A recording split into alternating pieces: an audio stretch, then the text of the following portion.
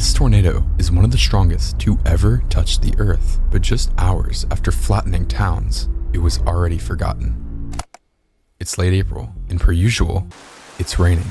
At the Storm Prediction Center in Oklahoma, forecasters watch a low pressure system deepening across the entire United States, churning up an ominous mix of energy. This isn't just another spring storm. The ingredients for intense, destructive weather are converging. Warm, moist air surges northward, fueling potential storms with explosive power. Meteorologists know something is brewing, but the scale is still unknown. With each passing day, the models paint an increasingly dire picture. The atmosphere is primed for extraordinary violence, and the question shifts from not if tornadoes would occur, but when, and how extreme would they really be. By April 25th, forecasters' worst fears are confirmed. The South braces for a potentially catastrophic weather event. This is the prelude to the infamous 2011 super outbreak, a day that would spawn over 200 tornadoes and forever etch itself in history books. In the skies near Jackson, Mississippi, the first storm cell erupts at 2 p.m., its fury barely concealed. Within half an hour,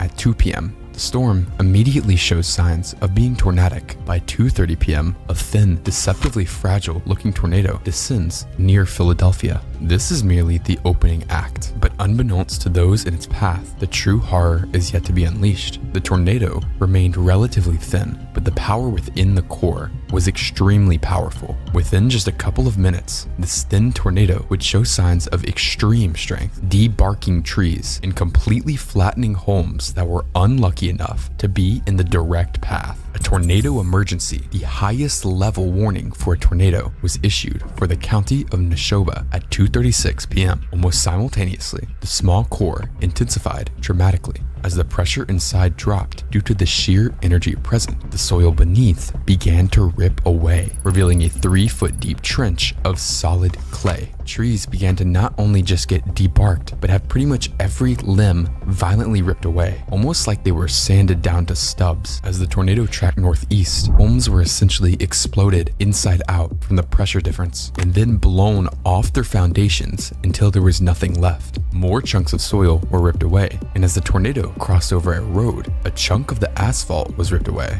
Just as quickly as the tornado would form, it would lift, however, causing millions in damage and sadly killing 3 people. The supercell still had a long way to go before it would give up though. The storm began to create a new area of rotation in a process called recycling. A small EF1 tornado would brush the ground and pick up as the storm seemingly calibrated its structure, and just after crossing the border into Alabama, another, much larger tornado would instantly touch the ground. This tornado would become one of the longest track tornadoes ever, causing extreme EF4 damage in the towns of Reform and Cordova, Alabama. Nearing the end of its path, the storm began to shift towards the northeast as the tornado absorbed into the storm, signifying its death.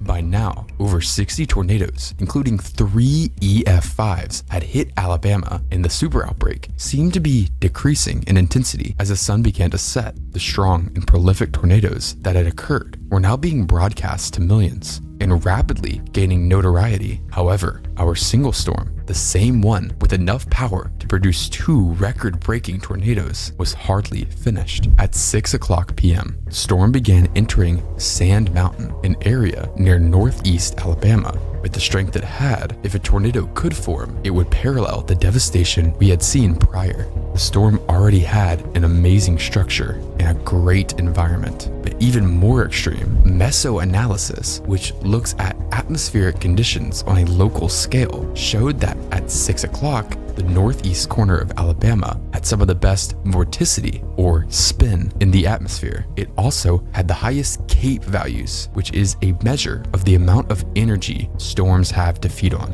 This area is exactly where the storm was going. It almost seemed like a ticking time bomb, and the fuse was about to ignite.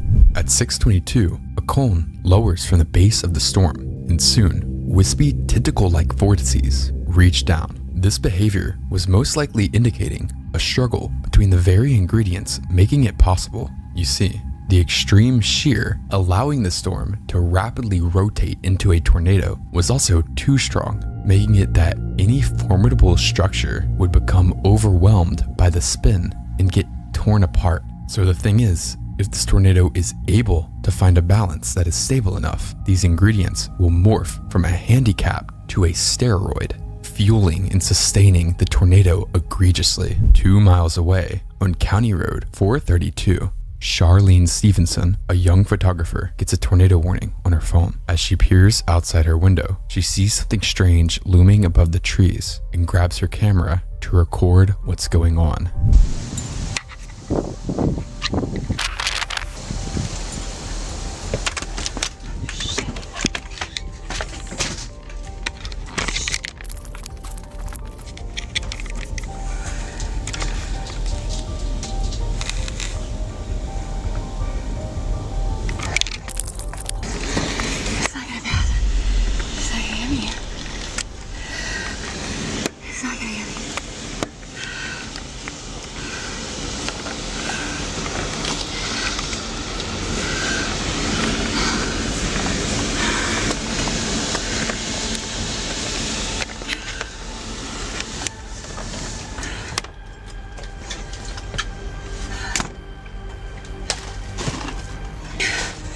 Oh my God, it took the tree.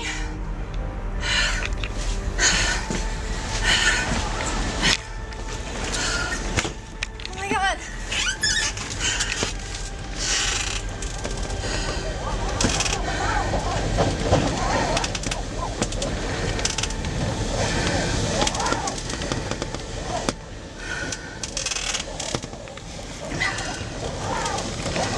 What you just saw is that in just a brief moment, Charlene captures the tornado as it cuts straight across her backyard. And while it seems nowhere near her, trees just a couple feet away are torn out of the ground, suggesting a deceiving appearance. With extreme winds stretching far out from the visible funnel cloud, the tornado crosses through trees and houses, seemingly picking and choosing to tear roofs or flatten outbuildings. It crossed the south end of Fife, Alabama, ramping up to possibly EF3 intensity, but still, it's so unstable. Mobile homes in the direct path were rolled and destroyed, unfortunately killing an elderly woman taking shelter in one. Trees nearby were now being taken down in big swaths, and a half of a chicken farm was obliterated. Soon, the vortex was approaching the town of Rainsville at over EF3 intensity, and it still hadn't stabilized, morphing around like a billowing cloud of smoke. But as it crossed into the city limits, a sudden change began to happen.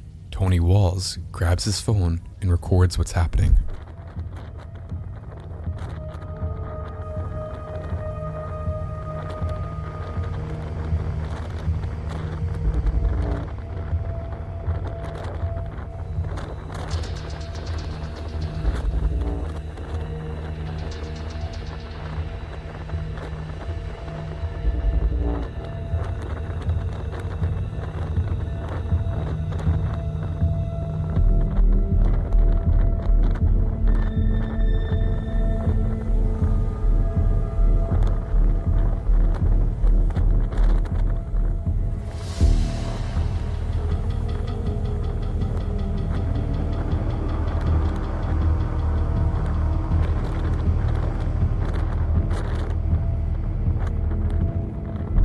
Just a handful of seconds, the tornado went from invisible to massive right in the middle of town. At this exact moment, a handful of well-anchored homes are swept completely off their foundations. As it crosses the highway, businesses are flattened with practically nothing left. Hundreds of vehicles are lofted and mangled beyond recognition, including a school bus that's thrown across the street from the high school parking lot, stripped down to the bare chassis, and then slammed into the ground, mangling the metal frame. To this day, this is some of the worst damage ever done to a vehicle. Carmen McPherson and her husband Jeff feel the winds over a mile away and record the now colossal tornado zoom past their house.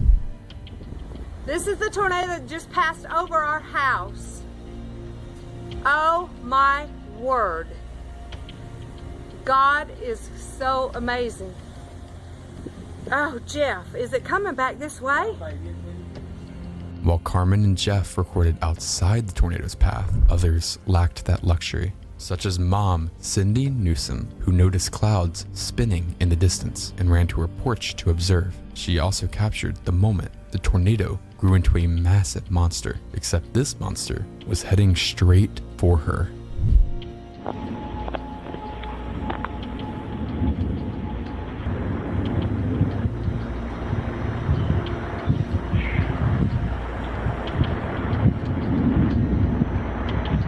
Oh my God.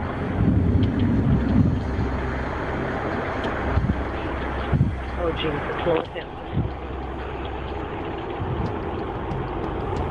Oh, Heavenly Father, Heavenly Father.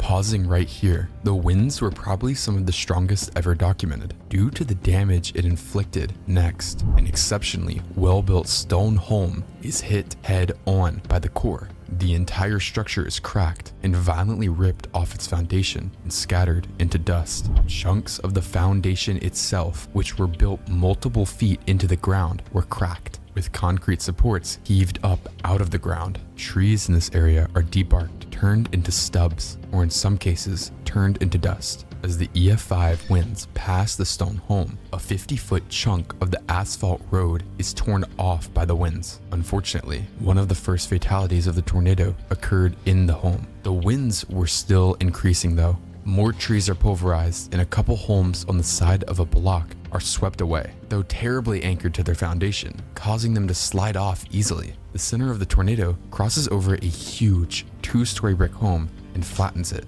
It crosses a small forested area before emerging right over the Robinsons' home near County Road 180. This is where the tornado would make a name for itself. The multi-story brick home is torn off its anchoring, lifted into the air, and scattered into dust, leaving nothing more than the bare foundation. The Robinsons' driveway is stripped of its asphalt, an incredibly rare feat. Their porch, made of pure concrete, is shattered, and chunks of the concrete are blown away into forests and ravines. But possibly the most insane of all is what sat in the home was an 800-pound steel safe anchored into the earth. But that didn't matter to the tornado, as the safe is ripped off its anchoring, tossed 200 yards, and warped. Its pure steel door is ripped off and never found again. If you thought that was the extent though, you'd be wrong. On the same property was an underground storm shelter. While the Robinsons drove away in their car, avoiding the tornado, other neighbors hid underground. The winds, as if almost targeting the neighbors, somehow heaved the storm shelter up out of the earth and tore chunks of the door and covering, exposing the people inside. Luckily, with the forward speed nearing 70 miles per hour, the wind subsided before anyone in the shelter was hurt, as if the tornado solely spared them because of how quick it was moving.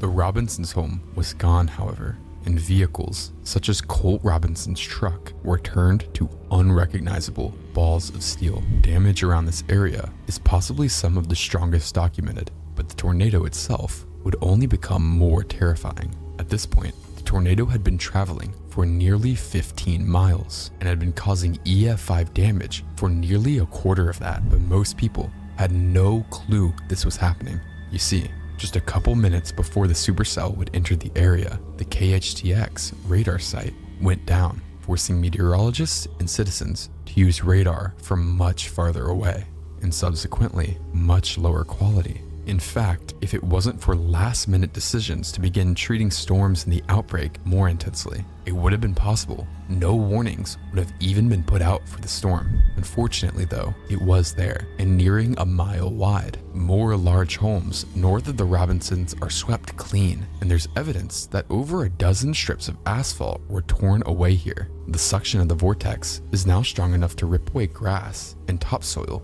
leaving a lighter color to the ground as the dirt beneath is exposed. To the northeast, Callan Wold films the vortex approaching his home. In the video, the tornado is still enlarging, suggesting it still isn't even at its peak stability or strength. At the same time the video is being filmed, a small mobile home park is sideswiped by the winds, taking every single home and pulverizing it. Other well-built homes are slabbed as well, and a line of large trees are fully debarked without any branches left. Unfortunately, multiple deaths would soon follow, as the same neighborhood where Callan was filming takes a direct hit. Dozens of well-built homes are swept away.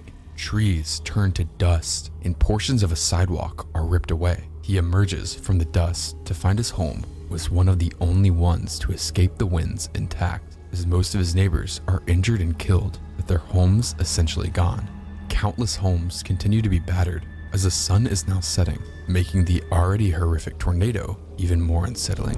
Carly Windsor films as the tornado flattens an entire block of large homes, a church, and then crosses into a forest. The video ends with the tornado crossing County Road 590. Just to the north, on 591, is the Thompson family. They hide as their home is one of thousands flattened, but in some miracle, the entire family of 6 survives. Through the rubble, Wayne Thompson stands up in shock and pulls out his phone, taking one of the most unbelievable images of all time. The tornado is seen practically leaving the scene of a massacre, as neighbors nearby scream for help, with some not making it. Believe it or not, the tornado isn't even halfway done with its path, but what it's doing is almost redundant. Home after home, family after family, community after community is wiped away in mere seconds. While most tornadoes vary in intensity, Rainsville did not, maintaining EF5 strength through the communities of Hennigar and Eider, the latter of which being where 20-year-old Holly Gothard shot the tornado approaching. We have a tornado headed towards this way.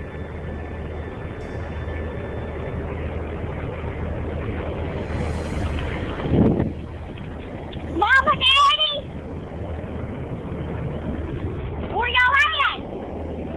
Where y'all at? Another view of the tornado is seen as Paul Todd captures the tornado essentially from above it. The tornado is now beginning to encounter extremely mountainous terrain, climbing heights of nearly 2,000 feet before plummeting down valleys of similar height. The winds do not falter, however, maintaining extreme intensity and shredding forests. Fortunately, due to the mountainous terrain, no homes are being hit. At 7:05 p.m., the tornado crossed the border between Alabama and Georgia and turned straight north over the town of Rising Fawn, simultaneously weakening at an incredible pace until the tornado became nothing once again. This is the part of the video where I would include some sort of news aftermath or reports or something. The truth is, though, there really isn't any. The tornado that just went through Sand Mountain was on no one's mind. The lack of radar coverage from the storm, the remote locations it hit, the mountainous terrain surrounding the communities, all the other tornadoes, it all led to silence from major relief in media. But most of all, no one really cared compared to other storms. In fact, 2 tornadoes, an EF4 in Flat Rock, Alabama, and an EF4 in Bridgeport, Alabama, ravaged more popular areas to the north. Another EF4, one of the longest of the outbreak, also hit areas of Piedmont to the south, not to mention the strong tornadoes from the exact same supercell that produced the Rainsville tornado and the hundreds of other ones throughout the outbreak. It just drowned out anything happening in Sand Mountain. The violence of the tornado wasn't going anywhere, though. Local police dodged the annihilated landscape. Reports described nothing left of multiple communities. The damage was undescribable. Cassie White described, "The devastation was nothing I had ever seen before. People on their land where their house once sat, kids picking up toys, bodies, and destruction." She shot footage of it while escaping with their children. It took days for the National Weather Service to even survey the area, and even longer for them to find evidence that would allow them to upgrade it to an EF5. To this day, the Rainsville tornado is often considered the forgotten EF5 tornado, with very little information or coverage, and the people of Sand Mountain are still struggling to recover from what was left of what used to be their community. If